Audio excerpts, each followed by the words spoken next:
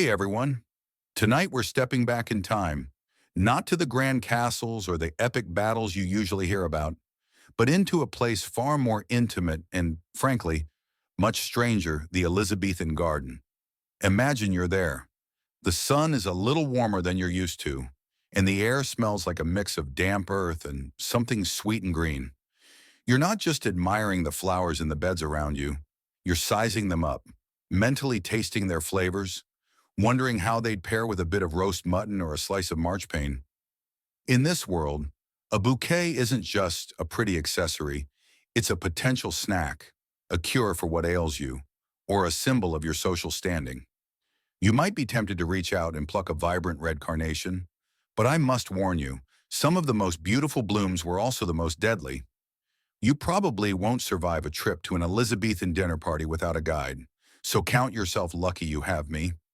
So, before you get comfortable, take a moment to like the video and subscribe, but only if you genuinely enjoy what I do here.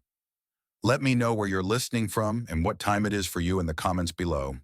And be sure to like and follow the channel to be notified when the next thrilling installment goes live. Now, dim the lights.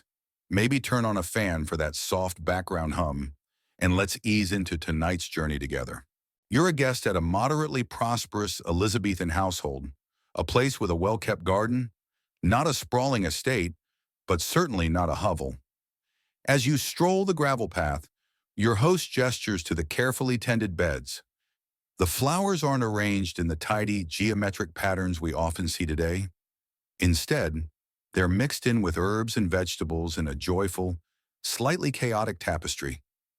This is a potager garden, a kitchen garden, and every plant has a purpose beyond mere beauty.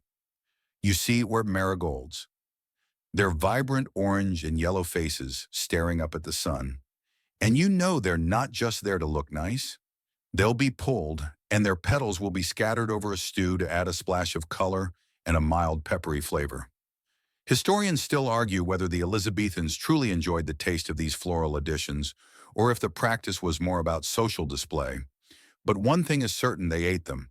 Your host points out a patch of Arana violets, their deep purple petals so delicate they seem almost to shimmer in the light. A fine addition to a salad, they remark, and a lovely, subtle perfume for a syrup. You remember a similar syrup from a recent meal, and the taste of the violet, sweet and a little earthy, comes back to you. The very air around you is thick with the scent of possibility. The sheer variety is astonishing, a culinary palette drawn directly from the earth. You see bright red roses, a symbol of beauty and love. But in this context, you know their petals will be used to make rose water, a common ingredient in both sweet and savory dishes, or even candied whole for a spectacular dessert. It's a completely different way of seeing the world, where beauty and utility are two sides of the same coin. One of the quirks of this era is the sheer practicality of everything. Even a flower, a seemingly frivolous thing, must earn its place.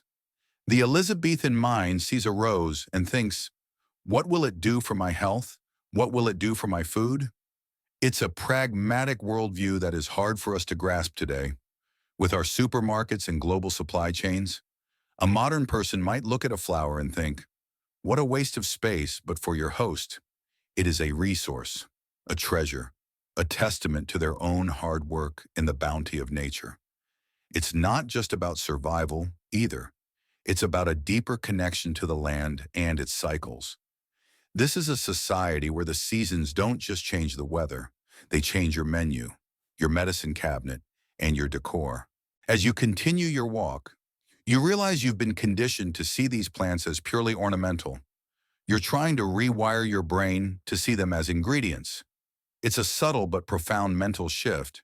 You see the vibrant reds of poppies, but you know those are for the apothecary, a different kind of food for the soul. You look at the honeysuckle and know it will be used to make a refreshing summer drink. Every plant has a story and a specific role. This is the Royal Elizabethan Kitchen Garden, a place where science and superstition, beauty and practicality collide in a way that is both charming and a little bit unnerving. You can almost feel the presence of the past, a ghost of a gardener with a small trowel and a knowing smile. someone who understood the secrets of the earth in a way we've forgotten. They knew that a flower was more than just a fleeting moment of beauty. It was a promise of nourishment, health, and a richer life. And you are here to learn those secrets, one petal at a time.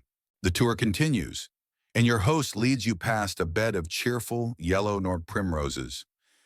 Ida explaining that a few of these, steeped in wine, are a fine remedy for sleeplessness. The idea of drinking a flower to cure an ailment feels both ancient and refreshingly simple.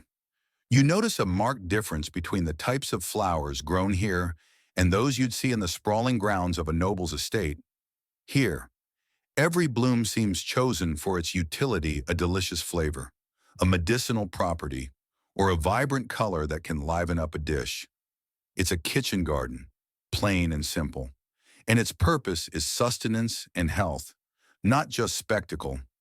The flowers here are a part of the diet, not just the decor. This is where the conversation turns to class.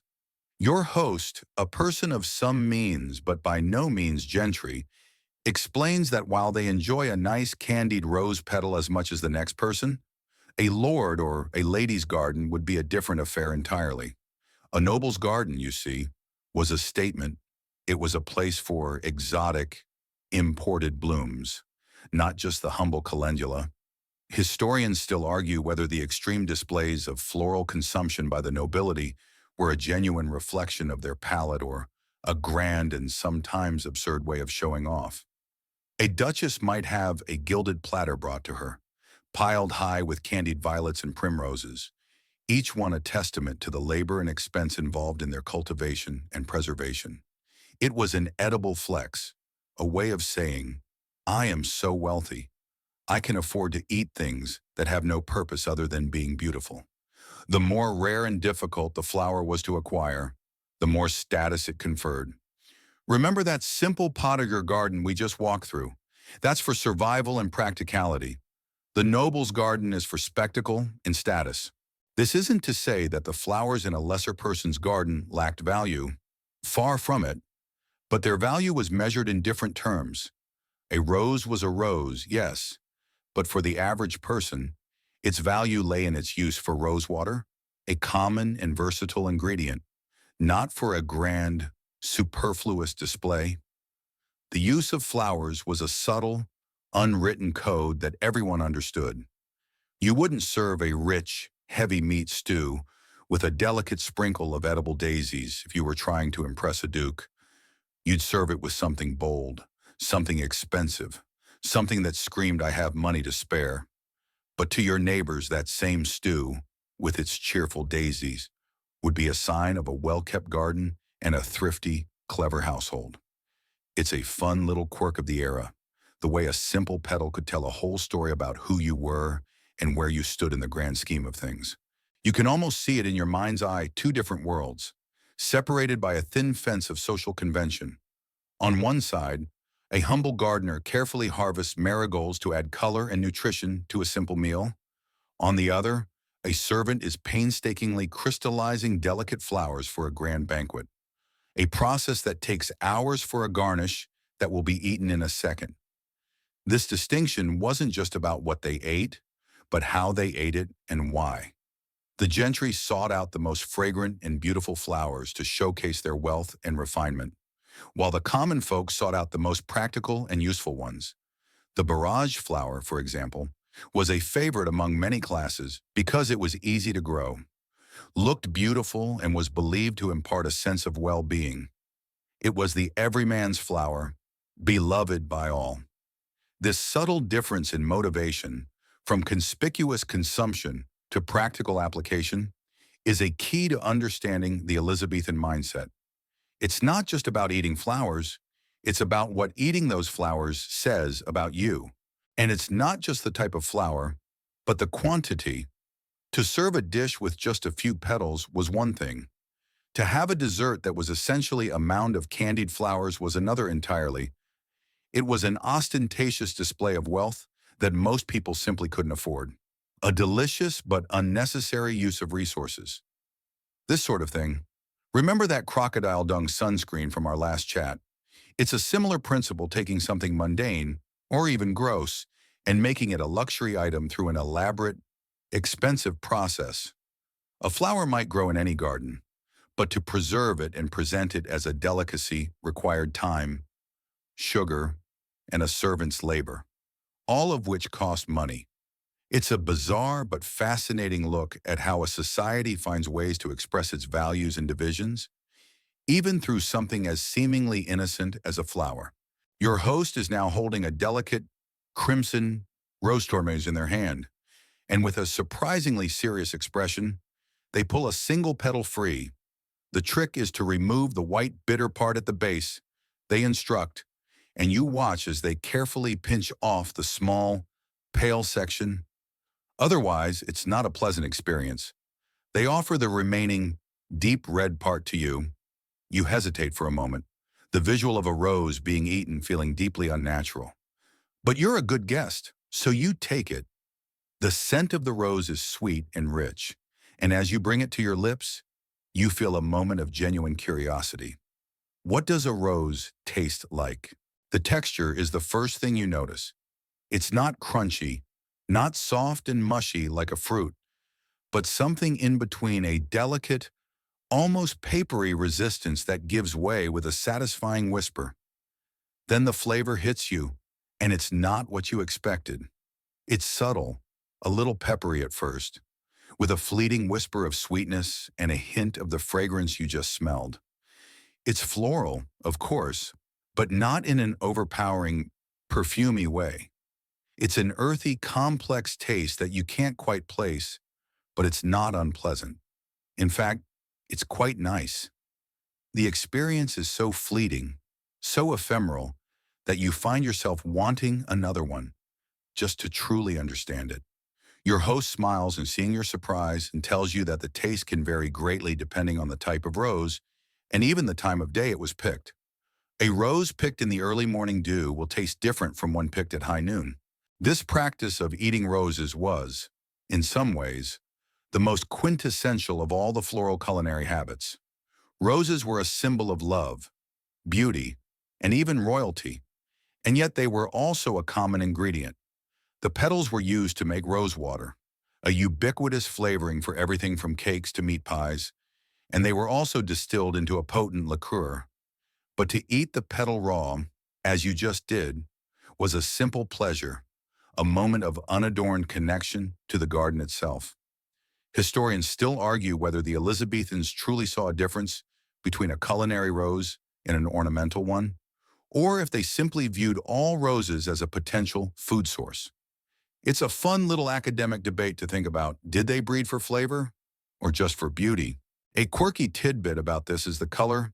A deep red rose, like the one you just tried, was believed to have different properties than a white or a yellow one. The Elizabethans were still very much influenced by the ancient Greek theory of the four humors, and they believed that certain colors and flavors could influence the balance of these humors in the body.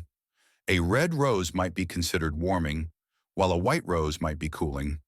It was all very unscientific by today's standards, but to them, it was a perfectly logical system.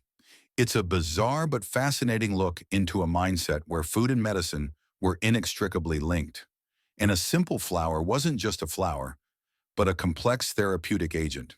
You can almost imagine a servant in a grand kitchen, sorting through a basket of newly picked roses, not just for their appearance, but for their potential effect on a nobleman's constitution. One batch for a soothing syrup to calm a choleric temper, another for a spicy cordial to perk up a melancholic duke. It's a level of detail that seems utterly mad to us, but it was their reality. And as you stand there, the subtle, lingering taste of rose on your tongue, you feel a little closer to understanding that reality. The garden wasn't just a place of quiet contemplation, it was a larder, a pharmacy, and a subtle social barometer, all in one. And the rose, the queen of flowers, was perhaps the most versatile and symbolic of all the edible blooms. It was both a fleeting pleasure and a deeply practical ingredient, a beautiful paradox in a time full of them. As the taste of the rose fades, your host directs your attention to another part of the garden, a shady spot where delicate violets bloom in profusion. These now are a different sort of pleasure, they say, stooping to gather a handful of the tiny purple flowers. Unlike the rose, which was a bold and complex flavor, the violet, you're told, is all about subtlety and scent. They crush one lightly between their fingers, and the air around you is filled with a soft, sweet fragrance that is utterly distinct from the rose. They are a gift from the earth in the spring, and we must make the most of them while we can. The uses of violets, you learn, were far more extensive than just a pretty garnish. They were a cornerstone of the Elizabethan kitchen and medicine cabinet. The flowers were often crystallized in sugar, a process that preserved their color and flavor, turning them into a delicate, jewel-like sweetmeat. This was a particular favorite among the upper classes, and a small, ornate box of candied violets was considered a lavish and thoughtful gift. But for a household like this one, the uses were more practical. They were steeped in vinegar to make a fragrant salad dressing, mixed into honey to create a sore throat remedy, or, most commonly, used to make a syrup. This syrup, a simple mixture of violets and sugar, could be stored for months and used to flavor drinks, puddings, and a variety of other dishes. Historians still argue whether the medicinal properties ascribed to violets were based on actual efficacy or simply on the belief that a beautiful, fragrant flower must also be good for you. A quirky tidbit about violets is their cultural significance. They were not just a food source, they were a symbol. They represented humility and modesty, likely due to their small size and tendency to grow in unassuming patches. They were also a symbol of fidelity and remembrance. This dual role as both a delicious, practical ingredient and a carrier of deep, symbolic meaning is a great example of the Elizabethan mindset. Everything, even a tiny flower, was layered with multiple meanings.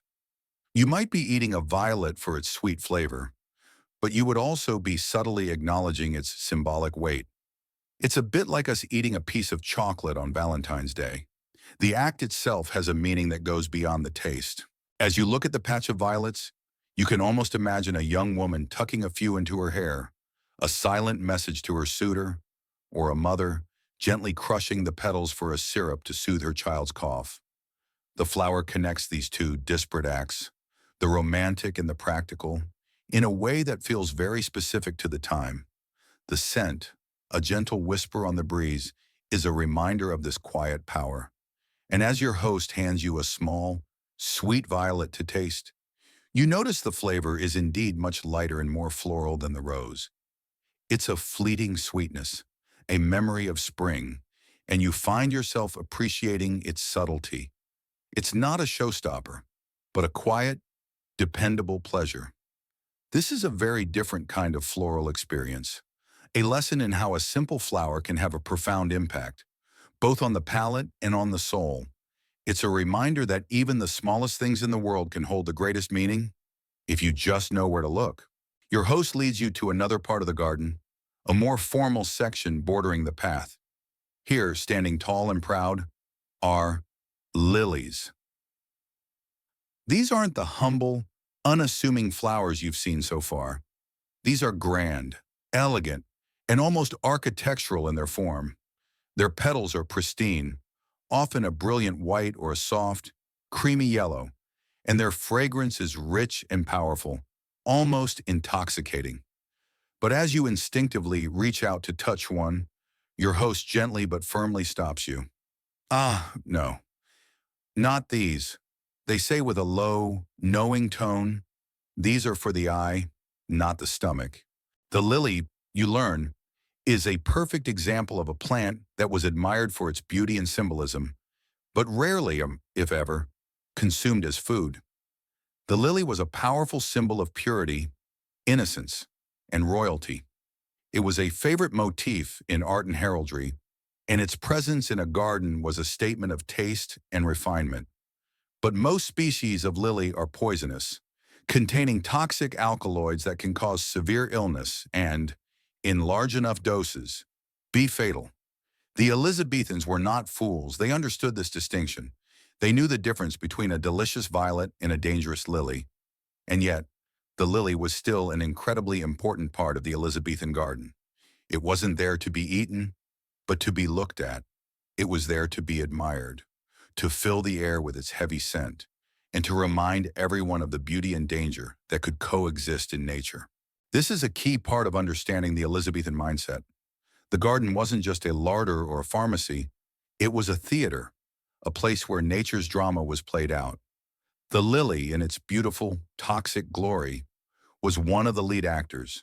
It was a constant reminder that not everything that is beautiful is safe, and that beauty itself has a value that is separate from its utility. A quirky historical tidbit about lilies is their use in medicine. Despite their toxicity, while they were not eaten, lily bulbs were sometimes used in salves and poultices for skin ailments and burns.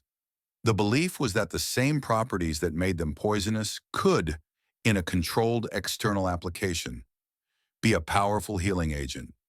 It was a fine line to walk, a delicate dance between medicine and poison, and it required the expertise of a skilled herbalist. Historians still argue whether the Elizabethans fully understood the science behind the toxicity of plants like the lily, or if their knowledge was based on generations of trial and error and a deep-seated respect for nature's power. It's a debate that highlights the fascinating blend of folk wisdom, superstition, and empirical observation that defined the era. You remember our earlier discussion about the barrage and its properties. This is the flip side of that same coin. Where barrage was believed to be good for the soul, the lily was a thing of pure, unadulterated danger, a beautiful femme fatale of the plant world. As you stand there, admiring the pristine white petals, you feel a renewed sense of respect for the people of this time. They lived with a level of risk and a proximity to nature's power that we can barely comprehend. A stroll through the garden wasn't just a pleasant pastime. It was a walk through a pharmacy, a pantry, and a potential minefield. And the lily, in all its silent, deadly splendor, was a testament to that complex and beautiful reality. It was a thing to be respected, admired, and, most importantly, left alone. Moving on from the beautiful but dangerous lilies, your host points out a trailing vine with small, peppery-scented leaves and vibrant, trumpet-shaped flowers of orange and yellow. Now, these are something else entirely. They say, plucking a leaf and offering it to you. This is the nasturtium, a flower that, unlike the lily, was valued for both its beauty and its very practical applications. You bite into the leaf, and it's a surprising kick, a sharp, almost horseradish-like flavor that prickles your tongue and leaves a spicy warmth behind. It's a completely different experience from the delicate sweetness of the violet or the subtle perfume of the rose. The nasturtium, you learn, was the workhorse of the Elizabethan garden. It wasn't just the flowers that were edible, but the leaves, and even the unripened seed pods. The leaves were a common addition to salads, where they added a welcome spicy bite that livened up more bland greens. The flowers, with their bright colors, were a perfect way to garnish a dish, adding a visual pop that made a simple meal feel special. The unripened seed pods, which your host points out as small, roundish green spheres, were often pickled and used as a cheaper, more readily available substitute for capers. This dual role as both a beautiful flower and a versatile food source made the nasturtium a favorite among all classes. From the humble cottager to the grandest lady, historians still argue whether the nasturtium's name, which translates roughly to nose twist, was given because of its peppery flavor or its striking appearance. It's a fun little linguistic debate that gets to the heart of how Elizabethans viewed the world. Was it about how it tasted or how it looked, or was it, as seems more likely, a combination of both? The nasturtium was a great example of the pragmatism that we saw in the last section, but without the risk, it was a plant that gave and demanded very little in return. It was a plant that a clever gardener could get a lot of mileage out of.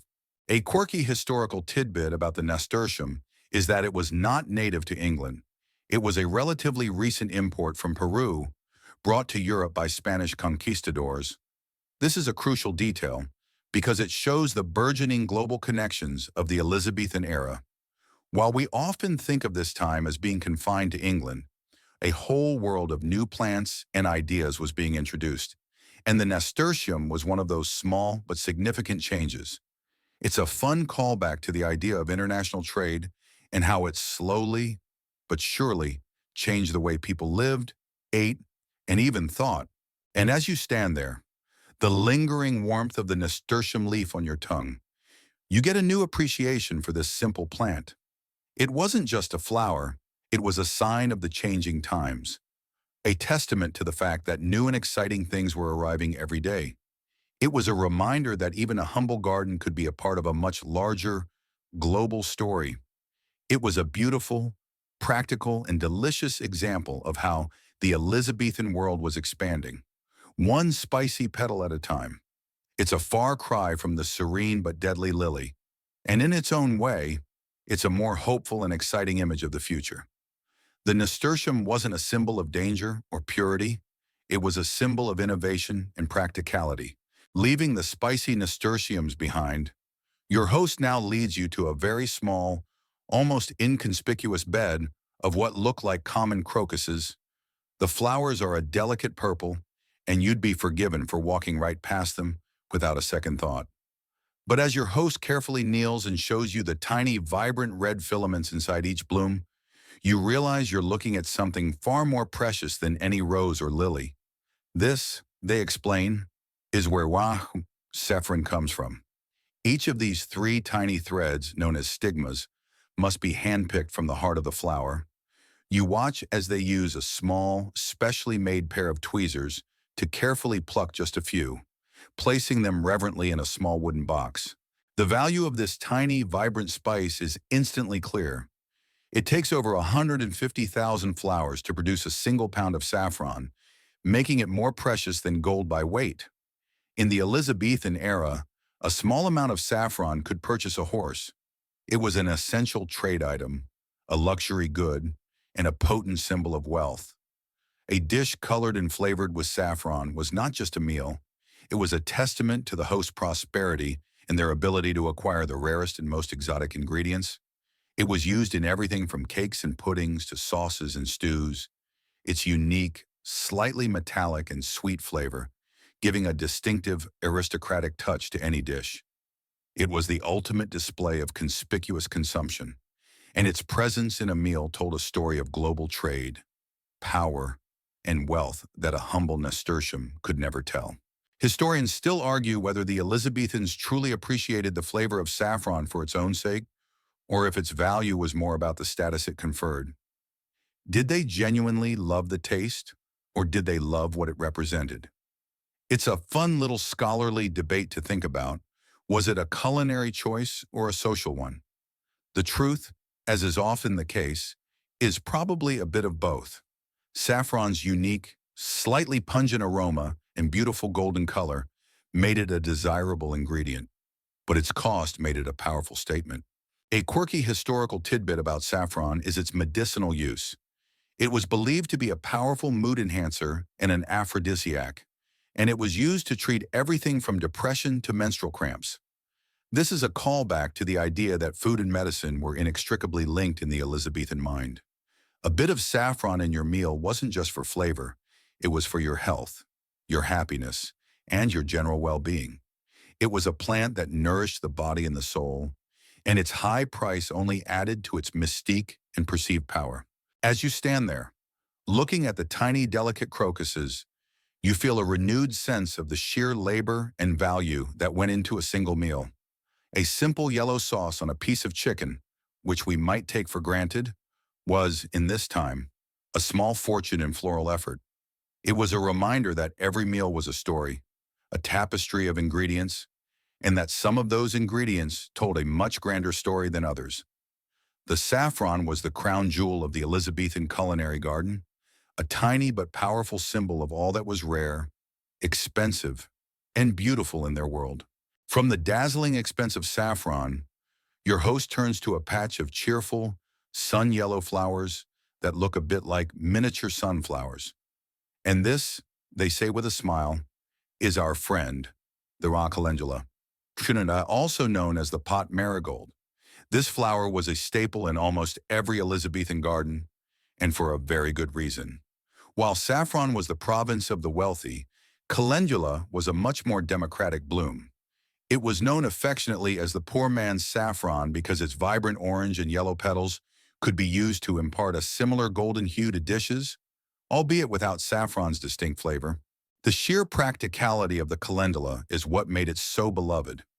It was incredibly easy to grow, and its flowers bloomed from early spring until the first frost, providing a steady supply of color and a mild, slightly peppery flavor.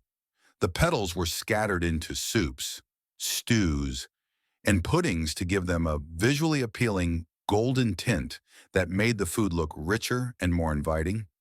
It was a simple, clever trick of the trade, a way to make a humble meal feel a bit more special without spending a fortune. This is a stark contrast to the saffron we just discussed. One was a symbol of incredible wealth and global trade, while the other was a testament to the ingenuity and resourcefulness of the average person.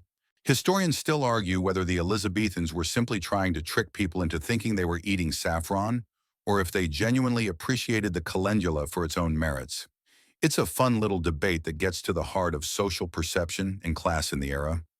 Was it a substitute, or was it a worthy ingredient in its own right?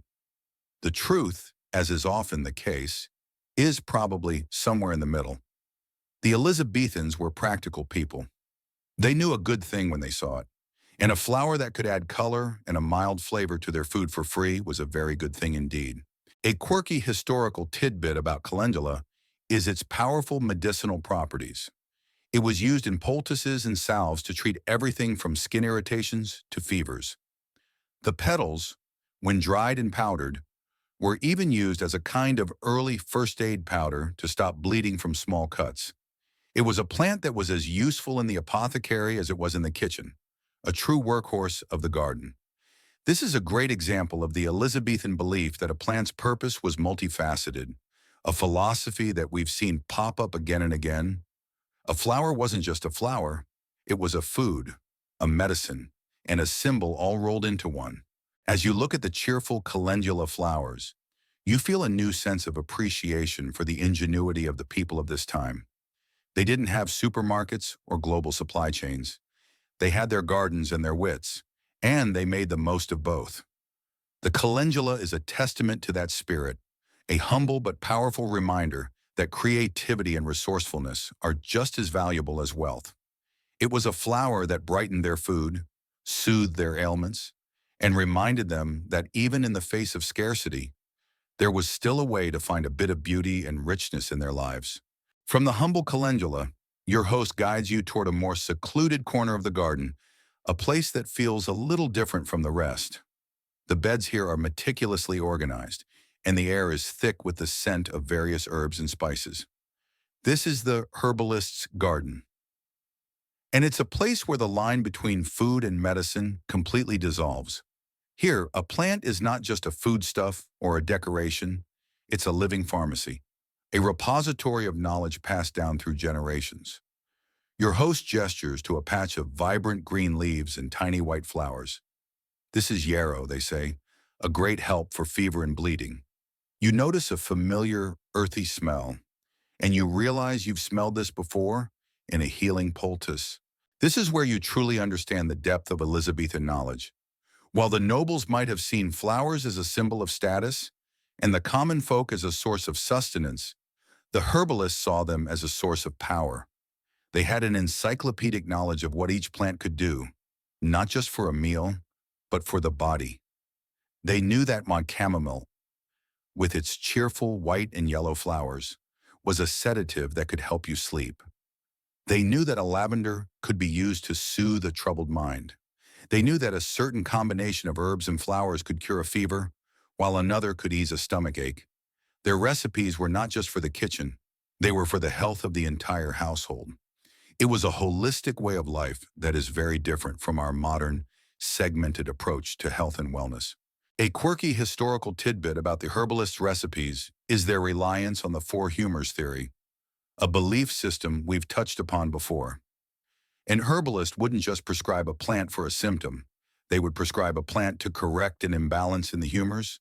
For example, a fever, which was believed to be an excess of hot and dry humors, might be treated with cool and moist flowers, like violets or cucumber blossoms. It's a completely different way of thinking about the body, a fascinating blend of ancient philosophy and practical folk wisdom. This is a great callback to our earlier discussions, showing how a single idea, the humors theory, permeates almost every aspect of Elizabethan life. Historians still argue whether the effectiveness of these floral remedies was due to their actual chemical properties or the placebo effect. Did the chamomile truly have a calming effect? Or did the ritual of preparing and drinking the tea simply make people believe they were calmer? It's a debate that highlights the fascinating intersection of belief and science in the Elizabethan era. To them, the two were not separate.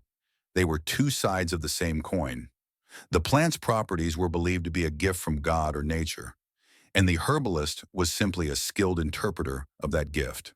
And as you stand there, surrounded by a living encyclopedia of natural remedies, you feel a renewed sense of respect for the people who tended these gardens. They were not just gardeners, they were doctors, chemists, and philosophers all rolled into one. They understood that the earth was a source of not just food, but of healing, and that the flowers that bloomed around them were a powerful force for good. It's a beautiful and deeply practical way of seeing the world, one that we have largely forgotten. This garden is a testament to that lost knowledge, a living reminder of a time when health and nature were inextricably linked. The herbalist's garden continues to unfold its secrets as your host points to a patch of sturdy, hairy-stemmed plants topped with bright blue, star-shaped flowers. And this, they announce with a certain reverence, is borage. Puree. You notice the flower's 5 delicate petals and a prominent black stamen that gives it a striking appearance. Your host plucks a few of the blossoms and, with a knowing look, offers them to you. Try these. They have a flavor of cucumber, and they're said to do wonders for the soul. You cautiously take one, and sure enough, the taste is cool, crisp, and clean. A refreshing burst of green that is utterly distinct from anything else you've tasted so far. The borage flower was not just a pleasant culinary addition, it was a flower with a powerful reputation.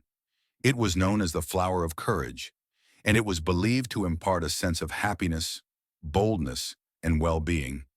This belief was so strong that borage flowers were often floated in the wine served to soldiers before a battle, or given to people who were feeling melancholic. The idea was that a simple, beautiful flower could have a profound effect on a person's mood and spirit. This is a great example of the Elizabethan belief in the interconnectedness of the physical and emotional worlds, a worldview we have largely forgotten.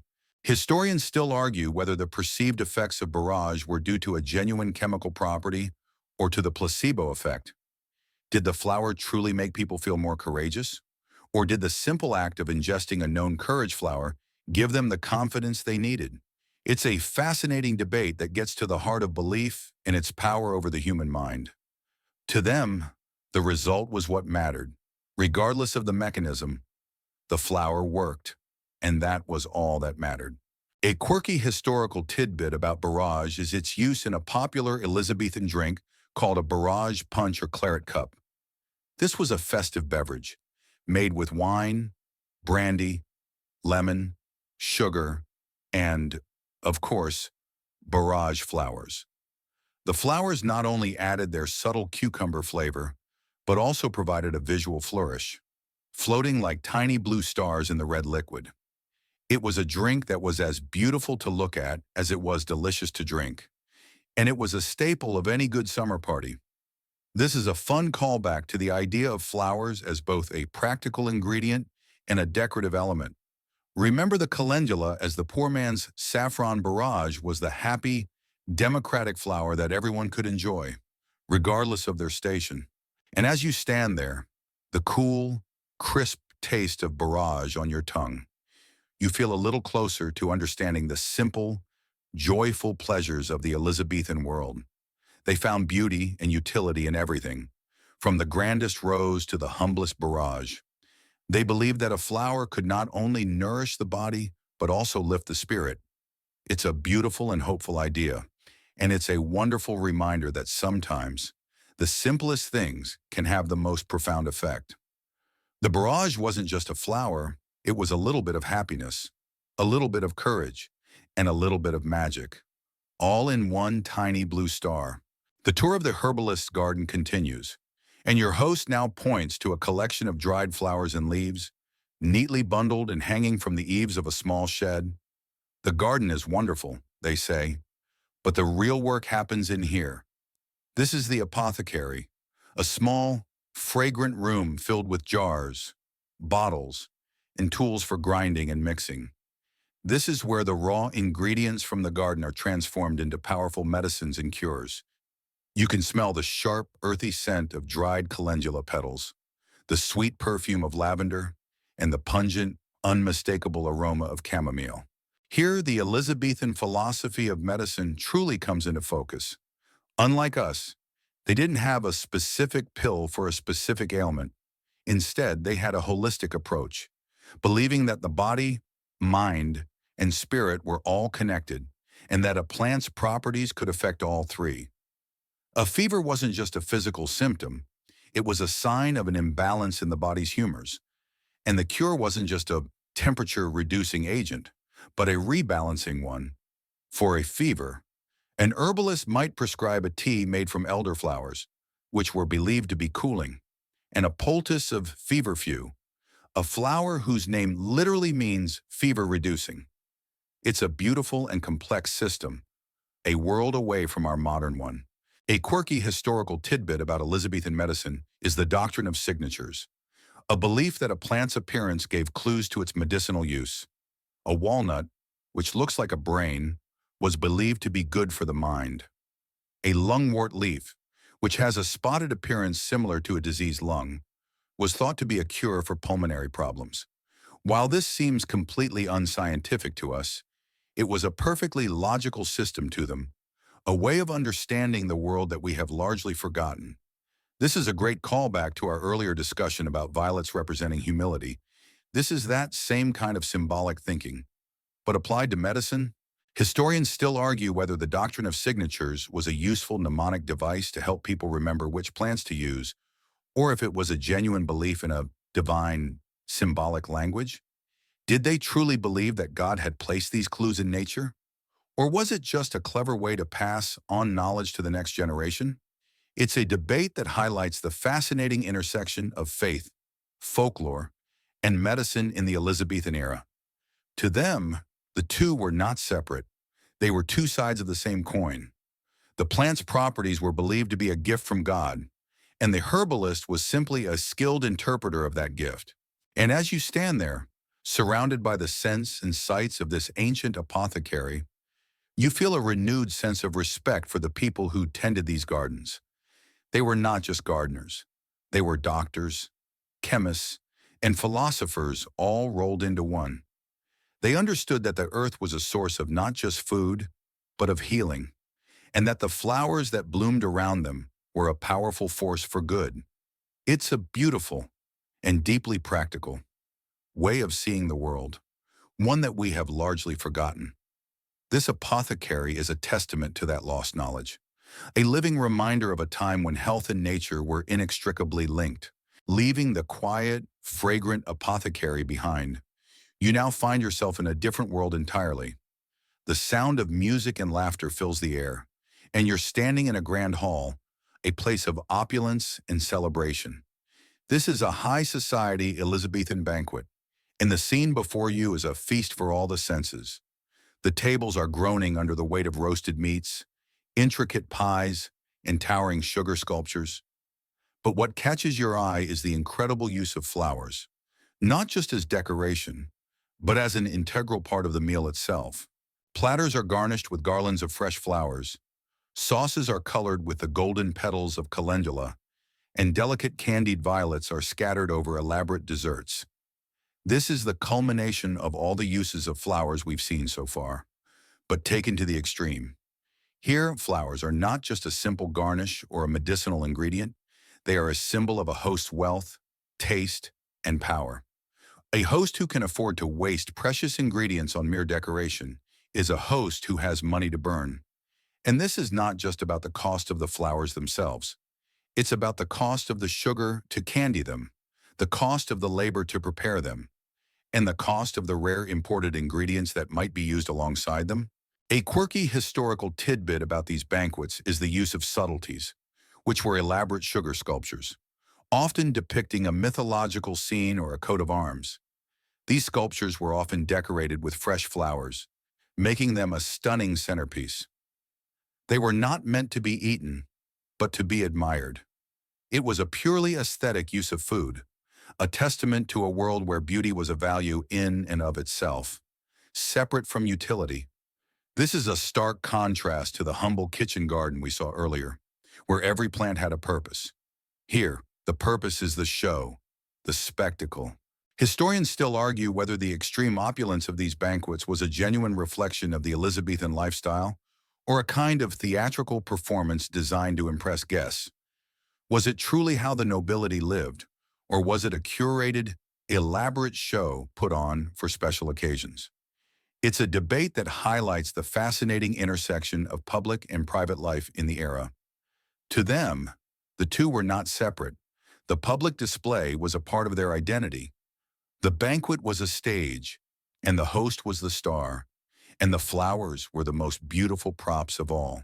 As you stand there, taking in the spectacle, you feel a sense of both awe and a little bit of unease.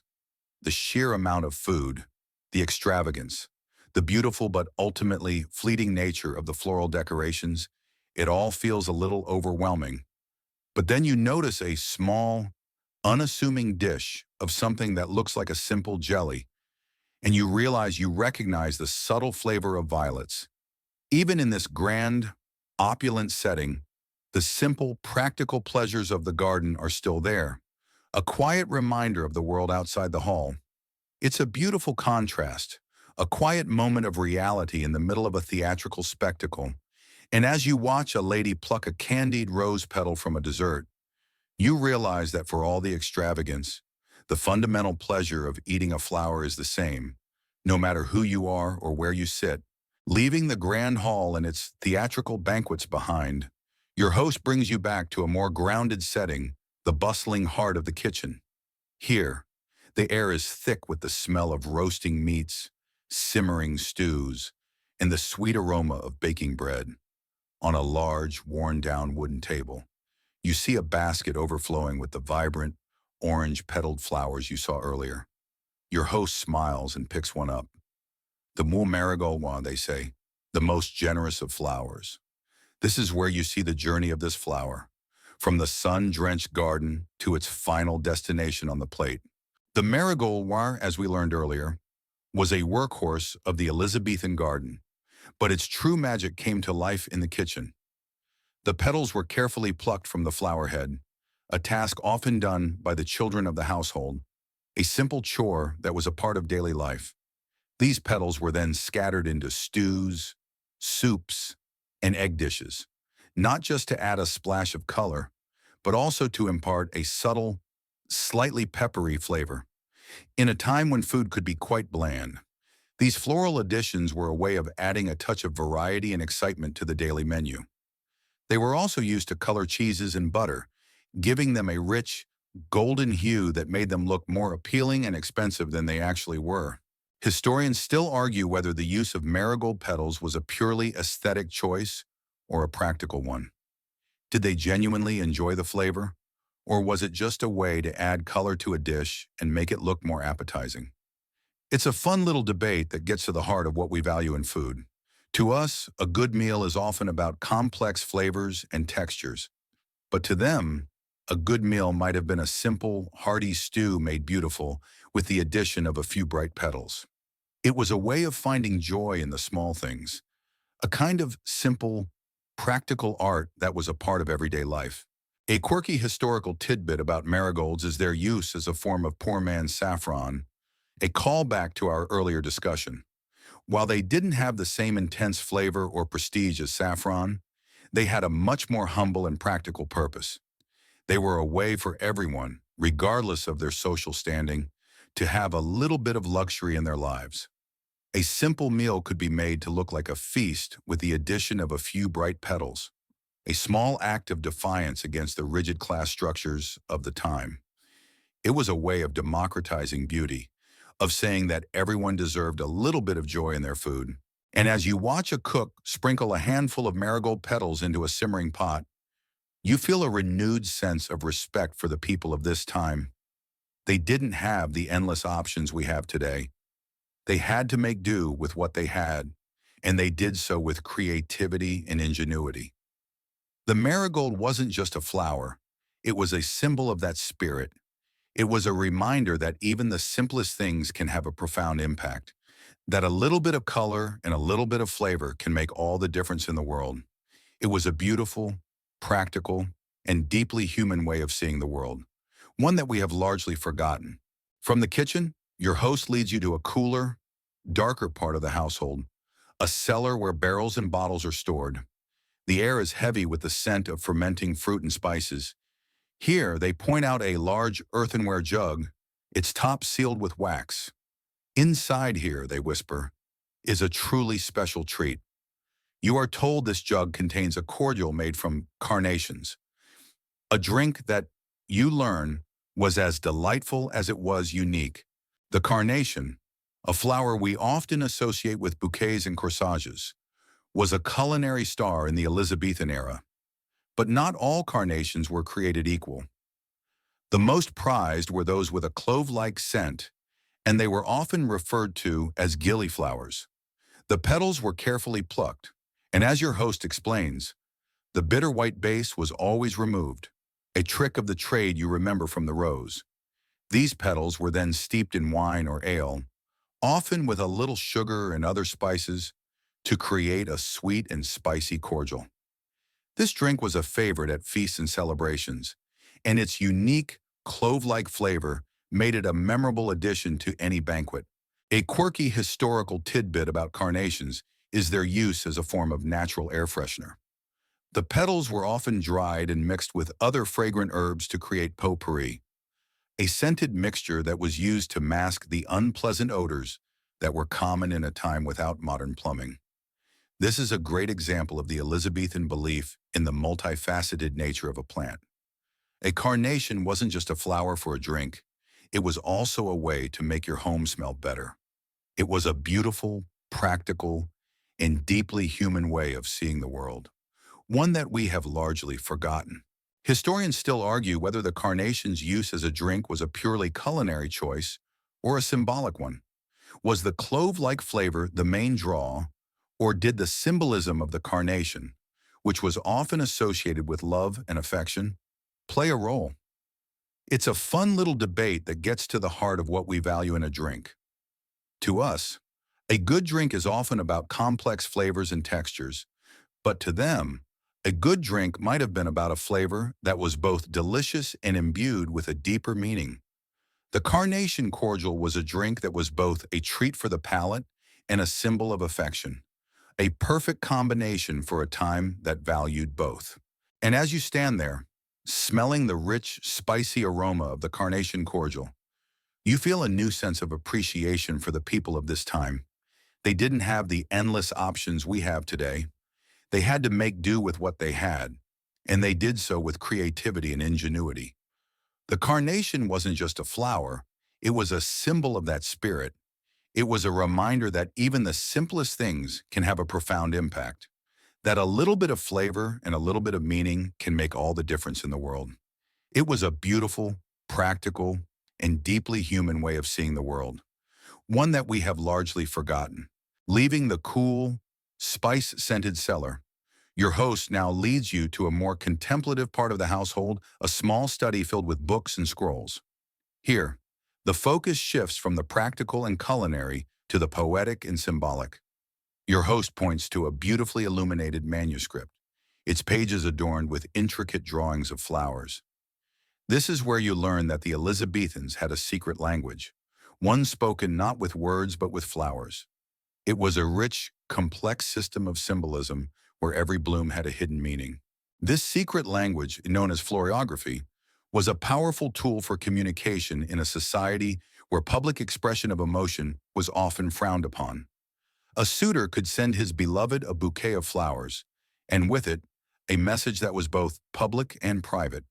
A red rose, as you might expect, symbolized love and passion, but a yellow rose symbolized jealousy. A lily, which we now know was admired for its beauty but not its utility, represented purity and innocence. A pansy, which we'll get to in a moment, represented thought. This rich, hidden language was a way for people to express their feelings without saying a word, a beautiful and complex system that we have largely forgotten. Historians still argue whether florography was a widespread, universally understood language or a more esoteric art known only to the educated elite. Was it a code that everyone knew, or was it a form of intellectual play among the wealthy? It's a debate that highlights the fascinating intersection of culture, class, and communication in the Elizabethan era. To them, the two were not separate. A flower's meaning was as important as its flavor or its medicinal properties. The flower was a physical object, but it was also an idea, a symbol, a word in a silent language. A quirky historical tidbit about florography is its use in a very specific type of gift, the nosegay. A nosegay, a small bouquet of flowers and herbs, was not just a pretty accessory, it was also a coded message. The specific combination of flowers and their order of arrangement could convey a complex message, a whole conversation in a single, small bouquet. It was a beautiful and deeply personal way of communicating, a kind of floral telegram that was both a gift and a message. This is a great callback to our earlier discussions about the multifaceted nature of a flower. A flower wasn't just a food or a medicine, it was also a form of communication, a word in a secret language that everyone understood. And as you stand there, looking at the beautiful illustrations of flowers in the manuscript, you feel a new sense of appreciation for the people of this time. They didn't have the endless options we have today. They had to make do with what they had, and they did so with creativity and ingenuity. The flower wasn't just a flower, it was a symbol of that spirit. It was a reminder that even the simplest things can have a profound impact, that a little bit of meaning and a little bit of beauty can make all the difference in the world. It was a beautiful, practical, and deeply human way of seeing the world, one that we have largely forgotten. The study visit continues, and your host now points to a page in the manuscript that is dedicated entirely to one small, unassuming flower, the campancy rain. The drawing shows the flower in all its delicate glory, with its velvety petals and its cheerful, almost face-like appearance. The pansy, your host explains, is a flower of thought and remembrance. The name itself, derived from the French word penser, meaning thought, is a direct link to its symbolic meaning. In the Elizabethan era, a gift of pansies was a powerful and thoughtful gesture. It was a way of saying, I am thinking of you, or my thoughts are with you. This symbolism made the pansy a favorite for lovers, friends, and family members alike. It was a way of maintaining a connection even when separated by distance. The pansy was a flower that was both a beautiful object and a word in the silent language of florography. A perfect example of the Elizabethan mindset where beauty and meaning were inextricably linked. A quirky historical tidbit about pansies is their use in medicine. Despite their delicate appearance, they were believed to be a cure for ailments of the heart and mind, and a tea made from pansies was often given to people who were feeling melancholic or depressed. This is a great callback to our earlier discussions about the connection between a plant's appearance and its medicinal properties. The pansy's face-like appearance was a sign that it was good for the mind, a belief that, while not scientifically accurate, was a perfectly logical conclusion for the Elizabethans. Historians still argue whether the pansy's symbolic meaning was a natural outgrowth of its appearance, or if the meaning was a cultural construct. Did they see a face in the flower and then decide it was a symbol of thought? Or did they decide it was a symbol of thought and then start seeing a face in it? It's a debate that highlights the fascinating intersection of perception and culture. To them, the two were not separate. The flower's appearance and its meaning were two sides of the same coin. The pansy was a physical object, but it was also an idea, a thought made manifest in a flower. And as you stand there looking at the drawing of the pansy, you feel a new sense of appreciation for the people of this time. They didn't have the endless options we have today. They had to make do with what they had, and they did so with creativity and ingenuity. The pansy wasn't just a flower, it was a symbol of that spirit. It was a reminder that even the simplest things can have a profound impact, that a little bit of meaning and a little bit of beauty can make all the difference in the world. It was a beautiful, practical, and deeply human way of seeing the world, one that we have largely forgotten. The pansy, in its quiet, thoughtful way, was a testament to the power of a simple idea, a thought made manifest in a flower. Leaving the world of pansies and thoughts, your host now leads you back out to a particularly sunny and dry patch of the garden. Here, growing in tidy rows, are plants with narrow, grayish-green leaves and stalks topped with whorls of tiny purple flowers. The air is filled with a clean, calming, and unmistakably familiar scent. This, of course, is our lavender. Your host plucks a stalk and hands it to you, and as you rub the flowers between your fingers, the aroma intensifies, a beautiful, soothing perfume that seems to chase away all your worries. Lavender was a superstar in the Elizabethan world, beloved for both its powerful fragrance and its versatility. It was a dual-purpose plant, equally at home in the kitchen, the apothecary, and the linen cupboard. In the kitchen, the flowers were used to flavor sweet dishes, such as custards and jellies, where their unique, floral, herbaceous flavor added a sophisticated touch. But its most widespread use was for its aroma. Lavender was used to scent everything from laundry to bathwater, and its dried flowers were a common ingredient in potpourri and sachets, placed in chests and wardrobes to keep clothes smelling fresh and to deter insects. This is a great callback to our earlier discussion about the carnation as an air freshener. Lavender was its much more fragrant and powerful cousin. A quirky historical tidbit about lavender is its use as a calming agent. It was believed to have powerful sedative properties, and a pillow filled with dried lavender flowers was a common remedy for sleeplessness. This is a great example of the Elizabethan belief in the power of a plant to affect the mind and the body. The fragrance of lavender wasn't just a pleasant smell, it was a medicine, a tool for promoting health and well-being. This is a beautiful example of the way that nature and humanity were inextricably linked in their worldview. Historians still argue whether the Elizabethans truly understood the chemical properties of lavender that make it a calming agent, or if it was simply a folk remedy that worked through a combination of scent and belief. Did the linalool and linalool acetate in the plant have a real effect on the nervous system? Or did the simple act of smelling a calming fragrance and believing it would help you sleep do the trick? It's a debate that highlights the fascinating intersection of science and faith. To them, the two were not separate. The plant's properties were believed to be a gift from God, and the human being was simply a skilled interpreter of that gift. And as you stand there, smelling the rich, soothing aroma of the lavender, you feel a renewed sense of appreciation for the people of this time. They didn't have the endless options we have today. They had to make do with what they had, and they did so with creativity and ingenuity. The lavender wasn't just a flower, it was a symbol of that spirit. It was a reminder that even the simplest things can have a profound impact, that a little bit of fragrance and a little bit of belief can make all the difference in the world. It was a beautiful, practical, and deeply human way of seeing the world, one that we have largely forgotten.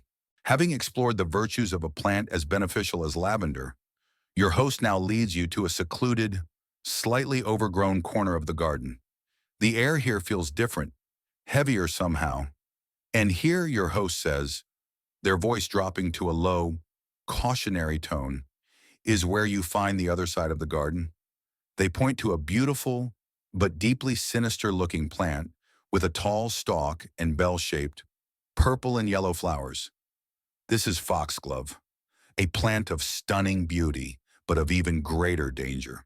The foxglove, you learn, is a perfect example of the Elizabethan belief in the duality of nature. It was known as a powerful heart medicine, a plant that, in the hands of a skilled herbalist, could save a life. But in the wrong hand or in the wrong dose, it was a deadly poison. The entire plant, from the roots to the flowers, contains cardiac glycosides that can cause a fatal heart arrhythmia. It was a plant that was both a cure and a poison, a beautiful reminder that beauty and danger can coexist in the same place.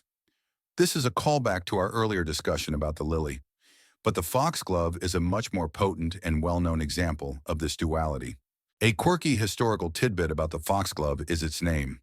The fox's glove was believed to be a gift from the fairies, a place for them to hide. This is a great example of the Elizabethan blend of folklore and science. While they knew the plant was dangerous, they also had a whimsical, folkloric explanation for its strange, glove-like flowers. It's a fascinating look into a world where magic and medicine were not mutually exclusive. Remember our earlier chat about crocodile dung sunscreen? This is a different kind of belief, one rooted in ancient folklore rather than a bizarre beauty standard. Historians still argue whether the Elizabethans' knowledge of these poisonous plants was based on a genuine understanding of their chemical properties or on generations of trial and error and a deep-seated respect for nature's power. Did they know why the foxglove was a powerful heart medicine? Or did they just know that it was? It's a debate that highlights the fascinating intersection of folk wisdom, superstition, and empirical observation that defined the era. To them, the result was what mattered. Regardless of the mechanism, the plant worked, and that was all that mattered. And as you stand there, looking at the beautiful, deadly foxglove, you feel a renewed sense of respect for the people of this time. They lived with a level of risk and a proximity to nature's power that we can barely comprehend.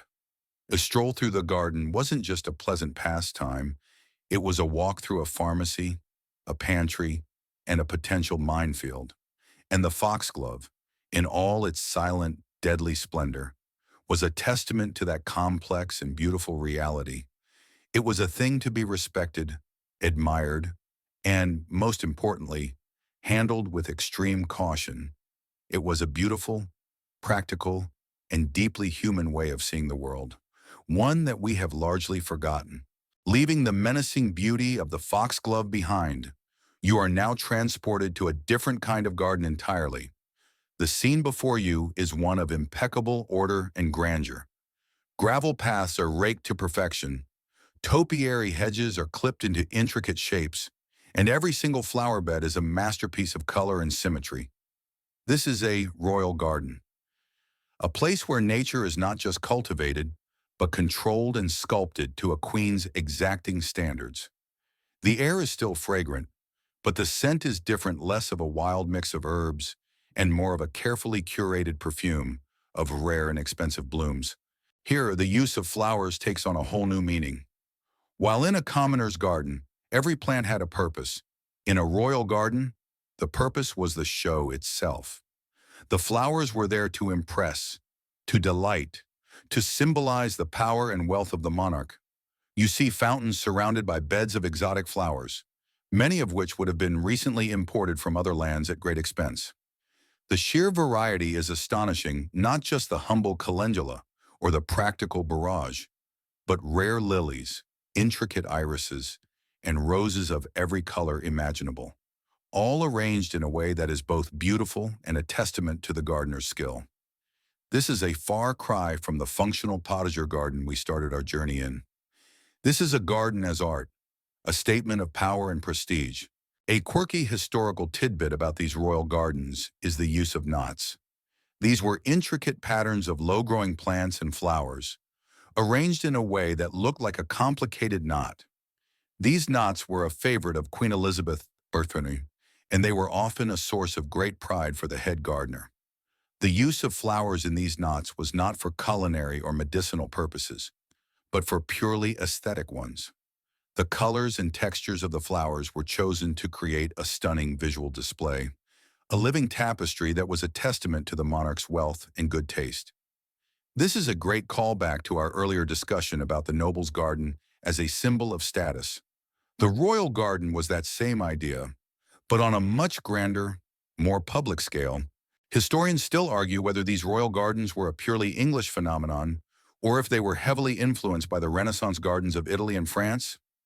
Did the English gardeners develop their style independently, or were they borrowing and adapting ideas from the continent? It's a debate that highlights the fascinating intersection of art, culture, and international relations in the Elizabethan era. To them, the two were not separate. The garden was a reflection of the nation's place in the world. And as you stand there, taking in the stunning beauty of the royal garden, you feel a new sense of appreciation for the people who created it. They were not just gardeners. They were artists, engineers, and diplomats all rolled into one. They understood that a garden could be more than just a collection of plants. It could be a symbol of a nation's power and prestige. It was a beautiful, practical, and deeply human way of seeing the world, one that we have largely forgotten. The royal garden, in all its silent, stately splendor, was a testament to that complex and beautiful reality. It was a thing to be admired, respected, and, most importantly, never eaten. Leaving the delicate primroses behind, you are now taken to the heart of the kitchen, a bustling hub of activity where the air is thick with a sweet, fragrant mist. A cook is carefully pouring a clear, fragrant liquid from a copper still into a large, earthenware jug.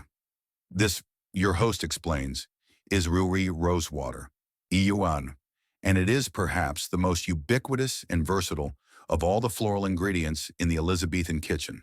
Rose water, as the name suggests, is a distillation of rose petals and water. It was a painstaking and time-consuming process, but the resulting liquid was a staple in almost every household. Regardless of social standing, it was used in everything from cakes and puddings to savory meat dishes and sauces. The subtle, floral perfume of the rose water could elevate a simple dish to something truly special. It was also used to make a type of marzipan called marchpane, a confection of ground almonds, sugar, and rose water that was a favorite at feasts and celebrations. The scent of rose water was so common that it was simply a part of the air, a background note in the symphony of Elizabethan life. A quirky historical tidbit about rosewater is its use as a cosmetic. It was a popular facial toner and a mild antiseptic, believed to soothe irritated skin and give the complexion a rosy glow. This is a great callback to our earlier discussion about the multifaceted nature of a plant. The rose wasn't just a food, it was also a beauty product, a medicine, and a symbol all rolled into one. It was a beautiful, practical, and deeply human way of seeing the world, one that we have largely forgotten. Remember that crocodile dung sunscreen rose water was the much more pleasant and effective alternative. Historians still argue whether the Elizabethans truly understood the chemical properties of rosewater that made it a good cosmetic, or if it was simply a folk remedy that worked through a combination of scent and tradition. Did the rosewater truly have a real effect on the skin, or did the simple act of using a fragrant, beautiful product make people believe they were more beautiful? It's a debate that highlights the fascinating intersection of faith, folklore, and medicine in the Elizabethan era. To them, the result was what mattered. Regardless of the mechanism, the rosewater worked, and that was all that mattered. And as you stand there, smelling the rich, sweet aroma of the rosewater, you feel a renewed sense of appreciation for the people of this time. They didn't have the endless options we have today. They had to make do with what they had, and they did so with creativity and ingenuity. The rosewater wasn't just a liquid, it was a symbol of that spirit. It was a reminder that even the simplest things can have a profound impact, that a little bit of fragrance and a little bit of belief can make all the difference in the world. It was a beautiful, practical, and deeply human way of seeing the world, one that we have largely forgotten. The rosewater, in its quiet, unassuming way, was a testament to the power of a simple idea, a thought made manifest in a flower. It was a beautiful, practical, and deeply human way of seeing the world, one that we have largely forgotten. It was a beautiful, practical, and deeply human way of seeing the world, one that we have largely forgotten. Leaving the fragrant cloud of rosewater behind, your host now brings you to a small, unassuming flower that you might not have noticed before. It has a delicate, almost carnation-like appearance and a subtle, spicy fragrance. This, your host says with a hint of a smile, is the gillyflower. You remember the name from our discussion about carnations, but you quickly learned that the term gillyflower was a bit of a chameleon, often used to refer to several different types of spicy scented flowers, including carnations, wallflowers, and stock. It was a general term for a whole family of flowers that were prized for their flavor and their scent. The gillyflower was a culinary superstar, a versatile ingredient that was used to flavor everything from wine and ale to custards and salads. The petals were carefully picked, and as we've learned, the bitter white base was always removed. These petals were then steeped in a variety of liquids, imparting a spicy, clove-like flavor that was both familiar and exotic. A drink made with gillyflowers was a popular treat, a kind of floral-infused wine that was both delicious and beautiful to look at. This is a great example of the Elizabethan mindset of making the most of what nature provides, of finding beauty and flavor in the most unexpected places. The gillyflower wasn't just a flower, it was a flavor, a scent, and a symbol all rolled into one. A quirky historical tidbit about the gillyflower is its use in a very specific type of wedding cake. In some parts of England, a gillyflower was baked into the cake, and the person who found it was said to be the next to get married. This is a great example of the Elizabethan blend of folklore and food. The gillyflower wasn't just a flavor, it was also a symbol of good luck and a harbinger of a happy future. It's a fascinating look into a world where magic and food were not mutually exclusive. Remember our earlier chat about the flower of courage? The gillyflower was a different kind of magical flower, one that brought love and happiness. Historians still argue whether the term gillyflower was a precise botanical term or a more general, common use name. Was it a specific flower, or was it a catch-all term for any spicy scented bloom? It's a debate that highlights the fascinating intersection of language, botany, and culture in the Elizabethan era. To them, the two were not separate. The flower's name and its properties were two sides of the same coin. The gillyflower was a physical object, but it was also an idea, a word in a silent language that everyone understood. And as you stand there, looking at the delicate gillyflower, you feel a renewed sense of appreciation for the people of this time. They didn't have the endless options we have today. They had to make do with what they had, and they did so with creativity and ingenuity. The gillyflower wasn't just a flower, it was a symbol of that spirit. It was a reminder that even the simplest things can have a profound impact, that a little bit of flavor and a little bit of belief can make all the difference in the world. It was a beautiful, practical, and deeply human way of seeing the world, one that we have largely forgotten. Leaving the spicy fragrance of the gillyflower behind, your host now gestures to a small, low-growing plant with a cheerful white flower and a bright yellow center. And here, they say with a smile, is the humble durum daisy, hydranum. You might be tempted to dismiss it as a common weed, a nuisance in a well-kept garden, but you are quickly corrected. In the Elizabethan era, the daisy was anything but a weed. It was a common but useful plant, a star of both the kitchen and the apothecary. The daisy's flowers and leaves were both edible and were a common addition to salads and soups. The petals, with their mild, slightly nutty flavor, were used to add a touch of color and a subtle flavor to a variety of dishes. The leaves, which were much milder than many other greens, were a welcome addition to a salad, especially in the early spring when other greens were scarce. This is a great example of the Elizabethan mindset of using every part of a plant and making the most of what nature provides. The daisy wasn't just a pretty flower. It was a food source, a medicine, and a way of marking the passage of time. A quirky historical tidbit about daisies is their use as a form of early medicine. A tea made from daisy flowers was believed to be a cure for coughs, colds, and other respiratory ailments. It was also used to treat a variety of skin conditions, and a poultice of crushed daisy leaves was a common remedy for bruises and sprains. This is a great callback to our earlier discussion about the connection between a plant's appearance and its medicinal properties. The daisy's cheerful, sun-like appearance was a sign that it was good for the body, a belief that, while not scientifically accurate, was a perfectly logical conclusion for the Elizabethans. Historians still argue whether the daisy's use as a medicine was a result of its actual chemical properties or a kind of symbolic healing. Did the daisy truly have a real effect on the body, or did the simple act of using a plant that was a symbol of new life and hope make people believe they were getting better? It's a debate that highlights the fascinating intersection of faith, folklore, and medicine in the Elizabethan era. To them, the result was what mattered. Regardless of the mechanism, the plant worked, and that was all that mattered. And as you stand there, looking at the humble, cheerful daisy, you feel a renewed sense of appreciation for the people of this time. They didn't have the endless options we have today. They had to make do with what they had, and they did so with creativity and ingenuity. The daisy wasn't just a flower, it was a symbol of that spirit. It was a reminder that even the simplest things can have a profound impact, that a little bit of flavor and a little bit of belief can make all the difference in the world.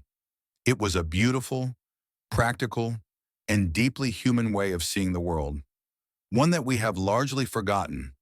The daisy, in its quiet, unassuming way, was a testament to the power of a simple idea, a thought made manifest in a flower.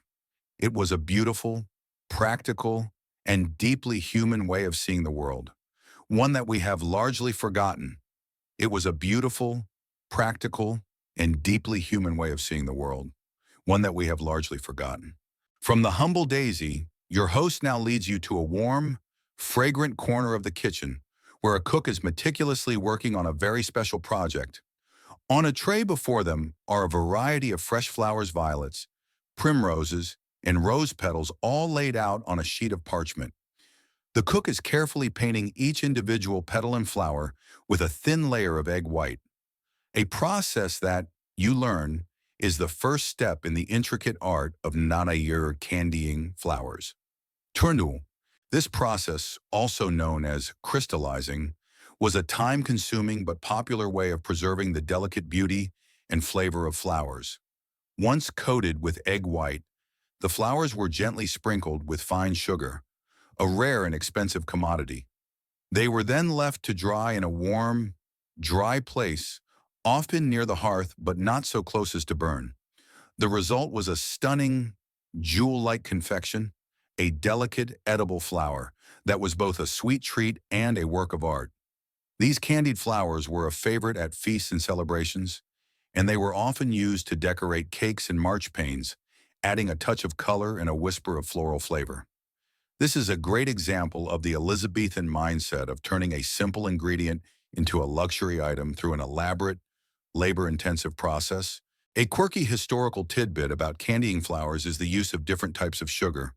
While a wealthy household might have had access to fine, white sugar, a more humble household might have used brown sugar, which was cheaper but gave the flowers a slightly darker, more rustic appearance. This is a great example of the class divisions we've discussed before, where even the way a flower was prepared could be a sign of social standing. A lady might present a plate of perfectly white, crystallized violets, while a commoner might have a small bag of rustic, brown sugar candied primroses. It's a beautiful and deeply practical way of seeing the world. Historians still argue whether the art of candying flowers was an English invention or if it was borrowed from other cultures, like the Italians, who were masters of confectionery. Did the English develop this skill on their own, or were they adapting and improving upon ideas from the continent? It's a debate that highlights the fascinating intersection of culture, trade, and art in the Elizabethan era. To them, the two were not separate. A beautiful flower was a canvas, and the sugar was the paint. The resulting confection was a work of art, a symbol of both the natural world and human ingenuity. And as you stand there, watching the cook meticulously candy each flower, You feel a renewed sense of appreciation for the people of this time. They didn't have the endless options we have today. They had to make do with what they had, and they did so with creativity and ingenuity. The candied flower wasn't just a sweet treat, it was a symbol of that spirit. It was a reminder that even the simplest things can have a profound impact, that a little bit of time and a little bit of sugar can make all the difference in the world. It was a beautiful, practical, and deeply human way of seeing the world, one that we have largely forgotten.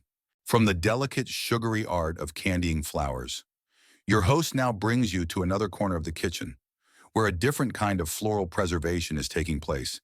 Here, a cook is stirring a large pot over a low flame, and the air is thick with the sweet, heady scent of simmering fruit and flowers.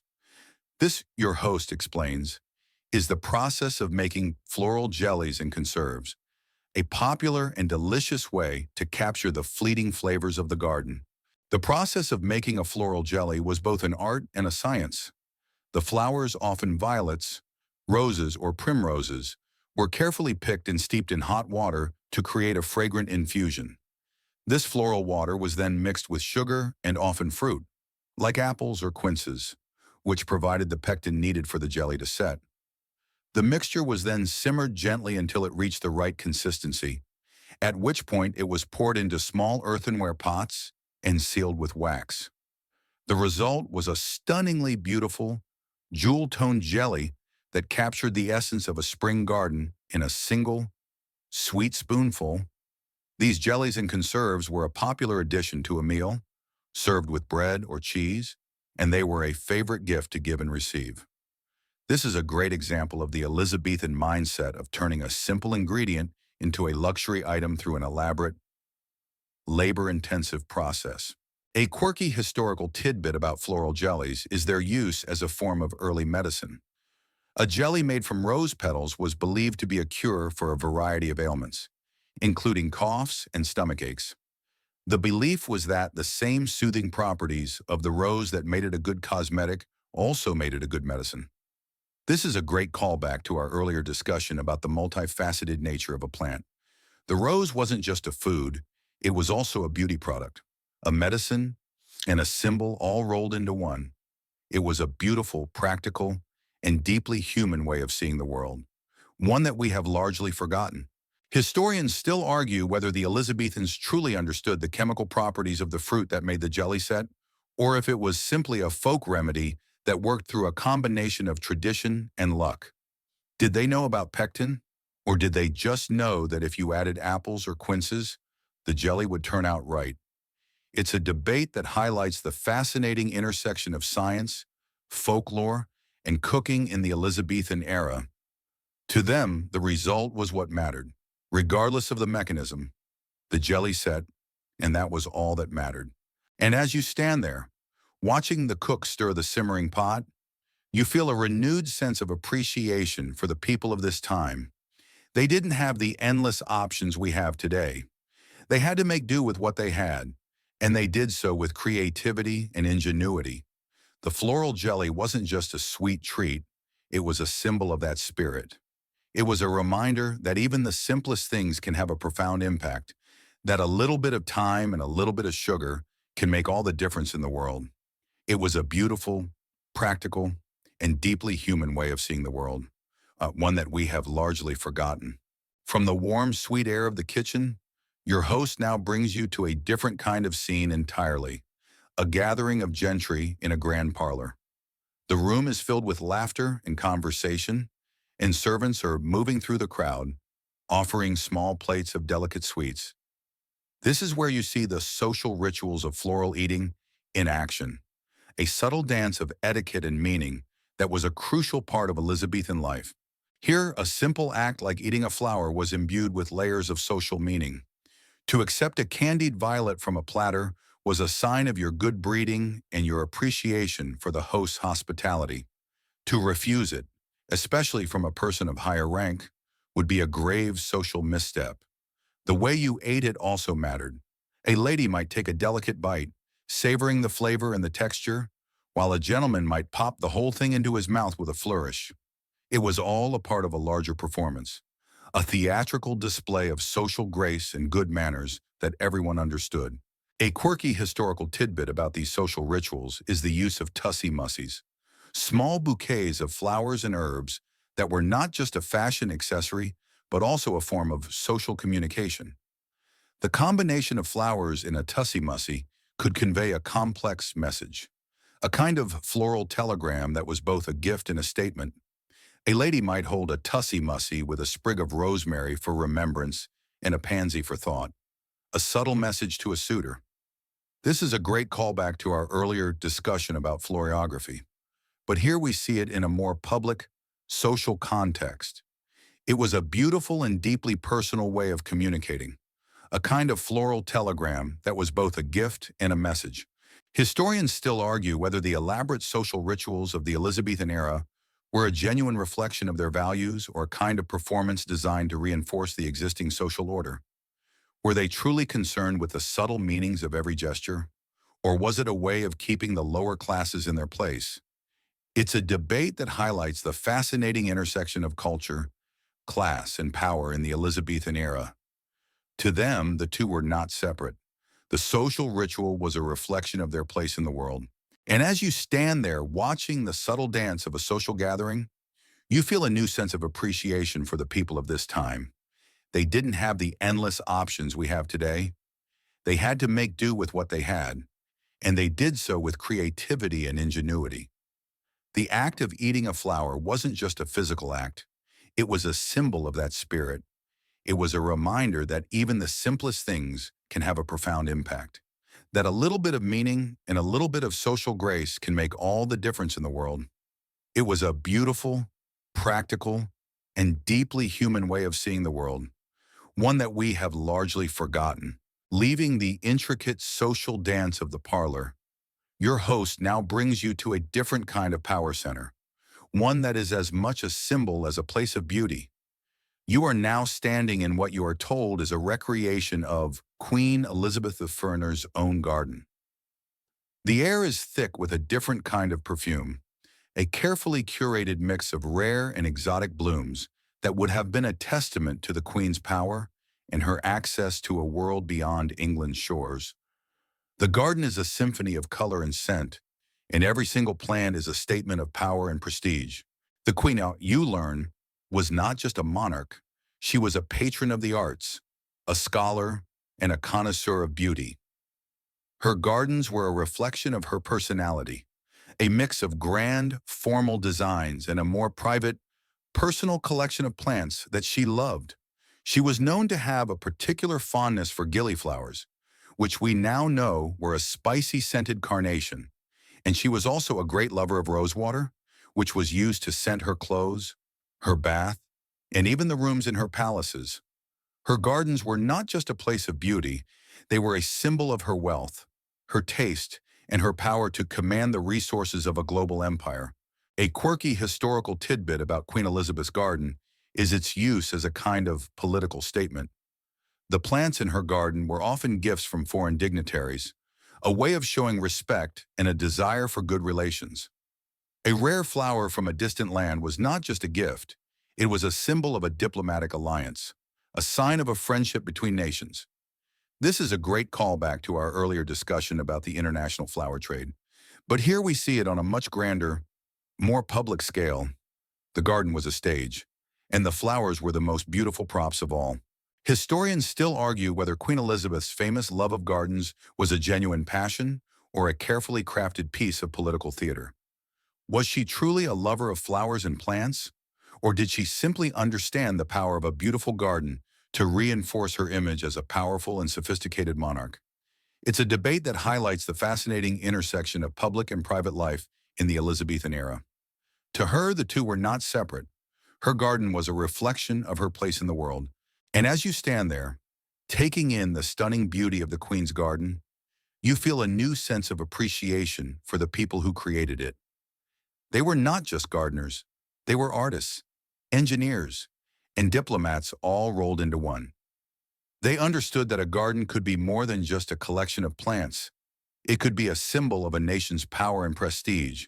It was a beautiful, practical, and deeply human way of seeing the world, one that we have largely forgotten. The Queen's Garden, in all its silent, stately splendor, was a testament to that complex and beautiful reality. It was a thing to be admired, respected, and, most importantly, never eaten without the Queen's permission. Leaving the Queen's Garden and its grand statements of power, your host now leads you to a bustling port, a place filled with the sounds and smells of international trade. The air is thick with the scent of spices, the salty tang of the sea, and the promise of new discoveries. This is where you truly understand the impact of the Hush international flower trade on Elizabethan life. While we often think of this era as being insular, in reality, it was a time of burgeoning global connections, and flowers were a crucial part of that exchange. Ships arriving from distant lands, especially the Americas and the East, brought with them not just silks and spices, but also seeds and cuttings of new and exotic plants. The nasturtium, which we learned was a recent import from Peru, is a perfect example of this.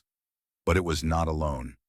New varieties of tulips from Turkey, irises from Italy, and a host of other flowers and plants were introduced to England, and they quickly found their way into the gardens and kitchens of the wealthy. These new plants were not just a source of food or medicine, they were a status symbol, a way of showing that you were a person of wealth and sophistication, a person with a connection to a larger, more exciting world. A quirky historical tidbit about the flower trade is its use in a kind of plant-based espionage. Gardeners and botanists would often go to great lengths to acquire new and rare seeds, sometimes even resorting to a bit of subterfuge to get their hands on a plant that was a closely guarded secret in another country. It was a kind of botanical arms race, a competition to see who could have the most beautiful and exotic garden. This is a great callback to our earlier discussion about the Queen's Garden as a political statement. The flower trade was not just about beauty, it was also about power and prestige.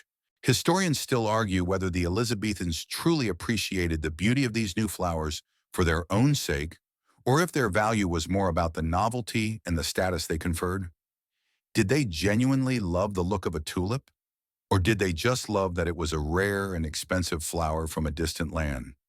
It's a debate that highlights the fascinating intersection of art, commerce, and culture in the Elizabethan era. To them, the two were not separate. The flower's beauty and its value were two sides of the same coin. And as you stand there, watching a ship unload a crate of new and exotic plants, you feel a renewed sense of appreciation for the people of this time. They didn't have the endless options we have today. They had to make do with what they had, and they did so with creativity and ingenuity. The flower wasn't just a flower, it was a symbol of that spirit. It was a reminder that even the simplest things can have a profound impact, that a little bit of color and a little bit of adventure can make all the difference in the world. It was a beautiful, practical, and deeply human way of seeing the world, one that we have largely forgotten. From the bustling port, your host now leads you to a place of quiet contemplation and ancient knowledge, the grounds of an old abbey. The air here is cool and still, and the scent of herbs and flowers is much more pronounced. This is where you learn about the historical role of monasteries and abbeys in cultivating and using herbs and flowers. Long before the great royal gardens and the global trade routes, the monks and nuns in these religious houses were the original gardeners and herbalists of England. The monastery garden was a place of immense practicality. The monks and nuns who tended them were often the only source of medicine for the surrounding community. They cultivated a wide variety of herbs and flowers, not for their beauty, but for their medicinal properties. The calendula, which we've seen used in stews, was also a powerful healing agent, and the chamomile, a calming sedative. The monks were meticulous record keepers, and their knowledge of which plants could cure which ailments was passed down from generation to generation, a living library of folk wisdom and early medical science. Their gardens were a testament to their belief in a world where God's bounty was meant to be used for the good of all, a stark contrast to the noble's garden as a symbol of status. A quirky historical tidbit about these abbey gardens is the use of physic gardens, which were a separate, specially designated part of the garden where medicinal plants were grown. These gardens were often laid out in a grid pattern, with each plant carefully labeled, a kind of early botanical research lab. The monks and nuns who tended these gardens were not just gardeners. They were doctors, chemists, and botanists all rolled into one. This is a great callback to our earlier discussion about the herbalist garden. But here we see it on a much larger, more institutional scale. The Abbey Garden was a place of quiet devotion, but it was also a place of profound scientific inquiry. Historians still argue whether the medicinal knowledge of the monks was based on a genuine understanding of the plant's chemical properties, or if it was a kind of faith-based healing. Did the monks truly understand the science behind their remedies? Or did the simple act of a prayer and a poultice make people believe they were getting better? It's a debate that highlights the fascinating intersection of faith, folklore, and medicine in the era. To them, the two were not separate. The plant's healing power was a gift from God, and the monk was simply a skilled interpreter of that gift. And as you stand there, in the quiet, fragrant grounds of the abbey, you feel a renewed sense of appreciation for the people of this time. They didn't have the endless options we have today.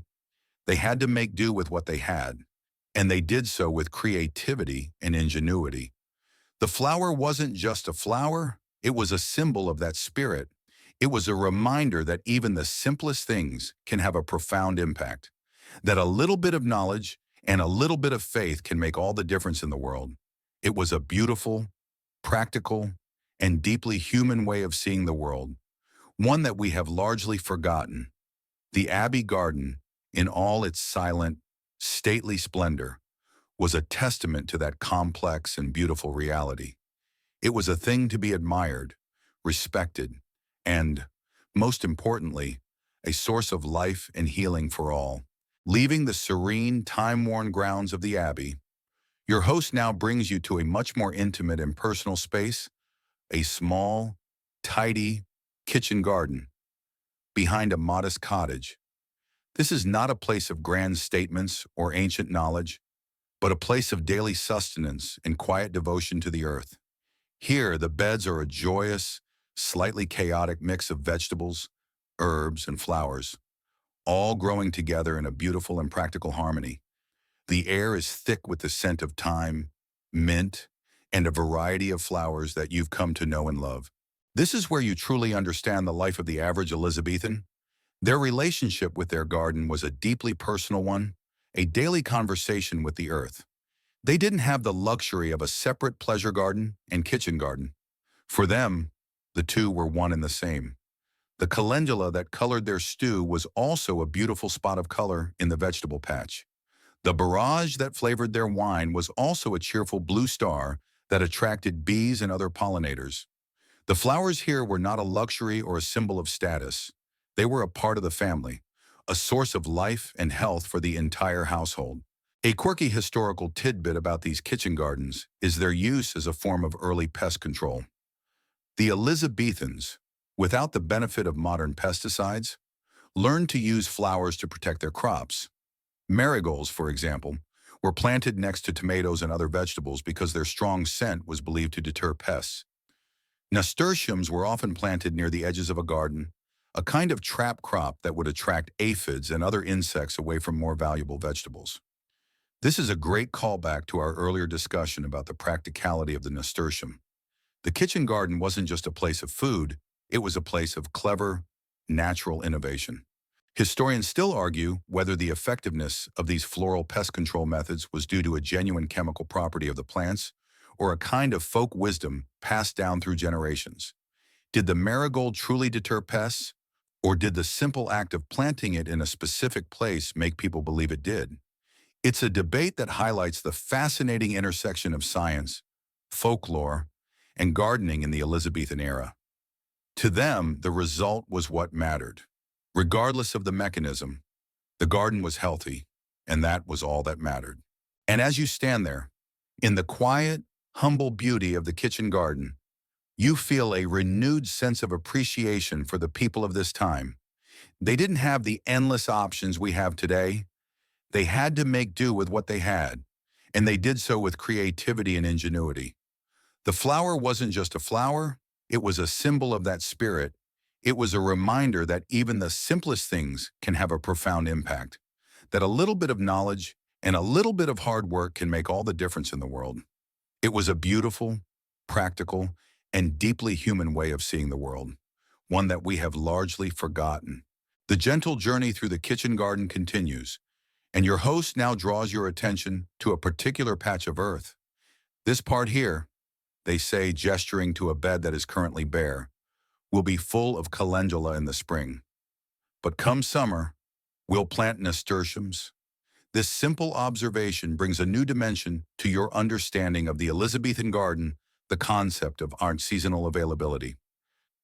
For the average person in this era, their diet wasn't a matter of choice from a well-stocked store, but a direct reflection of what was in bloom. Spring brought the delicate flavors of primroses and violets, a welcome burst of color and sweetness after a long, dreary winter. These were fleeting pleasures, enjoyed for a few short weeks before the heat of summer turned them to memory. Summer was the time of plenty, a chaotic explosion of color and flavor with marigolds, roses, and borage all coming into their own. The kitchen and the apothecary would be a hive of activity, preserving the bounty of the season for the lean months to come.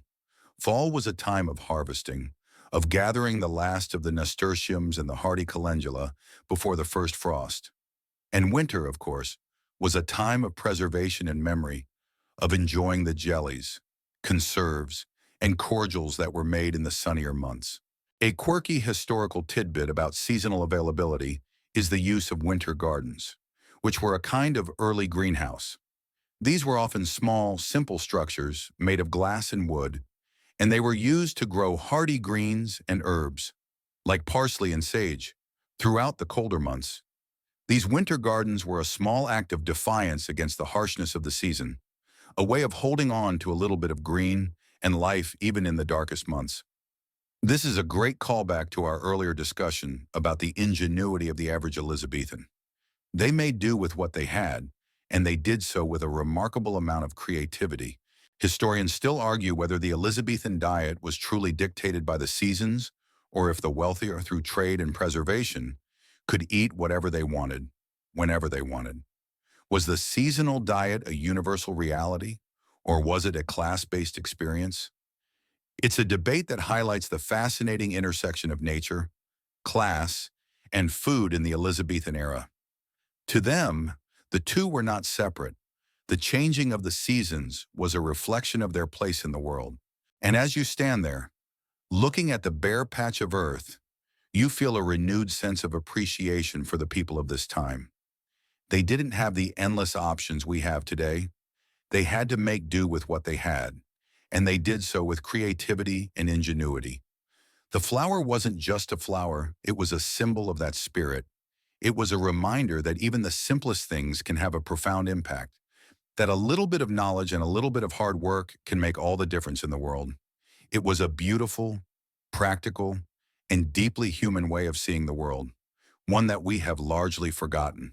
From the cycle of the seasons, your host now brings you to a more somber and reflective part of our journey.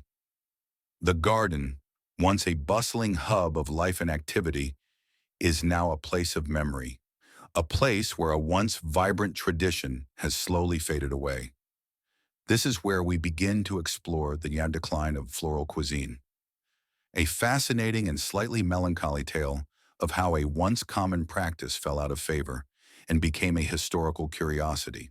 The decline of eating flowers was not a sudden event, but a slow and gradual process that began in the late Elizabethan era and continued into the Stuart period and beyond. Several factors contributed to this shift. The rise of a new class of powerful, wealthy merchants and landowners meant that gardens began to be seen less as a practical resource and more as a symbol of leisure and refined taste. The focus shifted from utility to aesthetics, and flowers that had once been prized for their flavor or medicinal properties were now valued for their beauty alone. The intricate, mixed-use gardens of the Elizabethans slowly gave way to the more formal, ornamental gardens of the succeeding eras. The potager garden, with its joyful chaos of vegetables, herbs, and flowers, was replaced by the grand geometric designs of the Baroque and Rococo periods.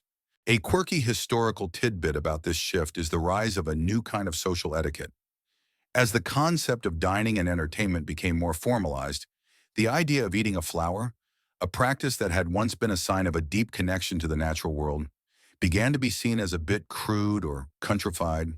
A grand banquet, once a place of boisterous, celebratory floral consumption, became a more reserved affair, where the flowers were a beautiful backdrop, not a part of the meal itself. It was a subtle but profound shift in social values, a move from a world of practical, earthy pleasures to a world of refined, aesthetic ones. Historians still argue whether the decline of floral cuisine was a direct result of changing social values or if it was a more practical matter. Did people simply stop enjoying the taste of flowers? Or did the increasing availability of new and exotic spices from the global trade routes make the flavors of the garden seem a bit too simple and old-fashioned?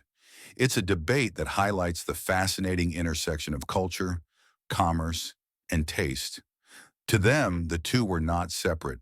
The changing of their palate was a reflection of their place in a changing world. And as you stand there, in the quiet, empty memory of a once vibrant garden, you feel a renewed sense of appreciation for the people of this time. They didn't have the endless options we have today. They had to make do with what they had, and they did so with creativity and ingenuity. The flower wasn't just a flower, it was a symbol of that spirit. It was a reminder that even the simplest things can have a profound impact, that a little bit of knowledge and a little bit of hard work can make all the difference in the world. It was a beautiful, practical, and deeply human way of seeing the world, one that we have largely forgotten. The quiet reflection on the decline of floral cuisine now gives way to a more hopeful and contemporary scene. Your host brings you to a modern, sunlit kitchen, a place filled with stainless steel and sleek countertops. But on the counter, you see something that looks familiar, a small, decorative bowl filled with vibrant, fresh flowers, nasturtiums, violets, and borage. This is where we now explore the modern revival of edible flowers, a fascinating return to an ancient practice that is once again capturing the imagination of chefs and home cooks. The renewed interest in edible flowers is, in many ways, a direct response to our modern world. We have become disconnected from our food, from the process of growing it, and from the cycle of the seasons. The modern movement of farm to table and a renewed interest in local and sustainable food has brought with it a new appreciation for the simple, beautiful, and delicious things that can be found in a garden. The flowers that were once the domain of Elizabethan cooks are now being used by Michelin-starred chefs, their delicate flavors and vibrant colors adding a touch of elegance and a story to a dish. A salad is no longer just a salad. It's a work of art, a tapestry of greens and colors, a testament to a chef's creativity. A quirky historical tidbit about the modern revival is the use of new and exotic flowers. While the Elizabethans were limited to what they could grow or trade for, we have a global market. Chefs are now experimenting with new and unusual flowers, from the delicate, citrusy flavor of the hibiscus to the spicy, anise-like flavor of the garlic flower. This is a great callback to our earlier discussion about the international flower trade, but here we see it on a much larger, more diverse scale.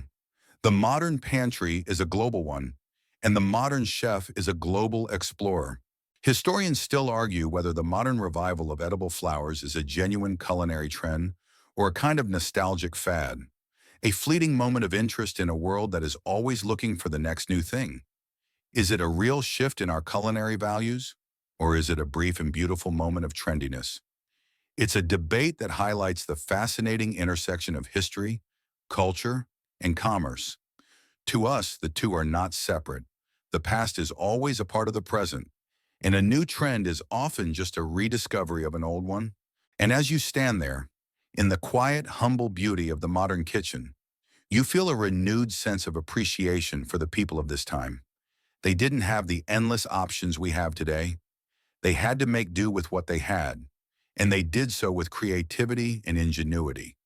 The flower wasn't just a flower, it was a symbol of that spirit.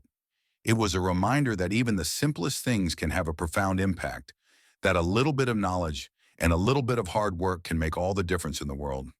It was a beautiful, practical, and deeply human way of seeing the world, one that we have largely forgotten. From the modern kitchen, your host brings you back to a more reflective space, a place where we can tie all of our threads together. The journey has taken us from a humble kitchen garden to a grand royal estate, from a somber abbey to a bustling international port. We've seen flowers as food, as medicine, as symbols of love and status, and as a form of silent communication. This is where we take a final look at the Elizabethan palate, a unique and fascinating culinary philosophy that was a direct reflection of their world. The Elizabethan palate, you now understand, was a rich tapestry of flavors, a blend of the familiar and the exotic, the sweet and the savory. It was a palate that was deeply connected to the earth, to the cycle of the seasons, and to the bounty of the natural world. A meal was not just about sustenance, it was about a connection to the garden, a reflection of the host's ingenuity and their place in the social order. The subtle, peppery kick of a nasturtium, the sweet perfume of a rose, the cooling crispness of a barrage flower. These were not just flavors. They were a part of a larger story, a narrative of a time and a people who saw the world in a way we have largely forgotten. A quirky historical tidbit about the Elizabethan palate is its love of sweet and savory combinations. A rose water-infused chicken pie or a meat stew with a garnish of candied violets would not have been considered strange. In fact, it was a hallmark of their sophisticated cooking. This is a great callback to our earlier discussion about the versatility of floral ingredients. A flower was not just a dessert, it was a spice, an herb, and a seasoning all rolled into one. The Elizabethan palate was a bold and adventurous one, a palate that was not afraid to experiment with new and unexpected combinations. Historians still argue whether the Elizabethan palate was a matter of taste or a matter of necessity. Did they truly love the combination of sweet and savory, or did the limited availability of spices and other ingredients force them to be creative with what they had? It's a debate that highlights the fascinating intersection of culture, necessity, and taste. To them, the two were not separate. Their palate was a reflection of their place in the world. And as you stand there, in the quiet, reflective space, you feel a renewed sense of appreciation for the people of this time. They didn't have the endless options we have today. They had to make do with what they had, and they did so with creativity and ingenuity. The flower wasn't just a flower, it was a symbol of that spirit. It was a reminder that even the simplest things can have a profound impact, that a little bit of knowledge and a little bit of hard work can make all the difference in the world. It was a beautiful, practical, and deeply human way of seeing the world, one that we have largely forgotten. The Elizabethan palate was a testament to that complex and beautiful reality. It was a thing to be savored, respected, and, most importantly, a source of life and pleasure for all. We have reached the end of our journey. The sounds and scents of the Elizabethan garden have begun to fade, and the vibrant images of banquets and abbots have softened into quiet memory.